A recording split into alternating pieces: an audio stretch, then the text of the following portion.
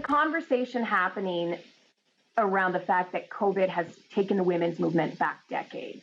And not everybody understands, why that might be. I think it has magnified challenges that women grappled with, but we just did it, right? We just did it. So, for example, the unpaid work, the domestic burden, that tripled, quadrupled with COVID.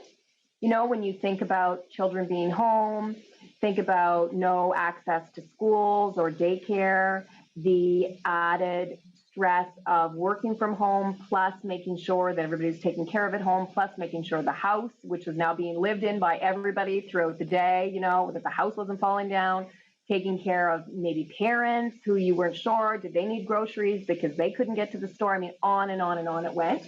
So I think it magnified that. The other thing is magnified for us how many women are frontline workers, retail, service sector, parts of our economy that were just decimated because of the COVID restrictions, well, because people weren't traveling, right, as well. Look at tourism. So, I think we see that women still very much disproportionately represented in those types of jobs, and that economically, not being able to perform those jobs, women very much hit on that side. Now, on the other side, women still make up, a vast majority of healthcare workers.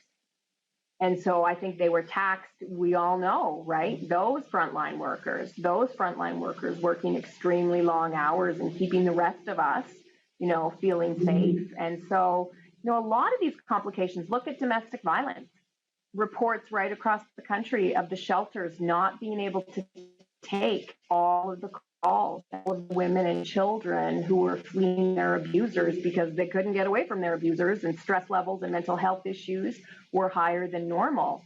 So we really need leaders in this country, and we, orchestrated women, right, getting together to find ways to climb back out of that, to find ways. And I think they involve things like affordable and access to adequate childcare.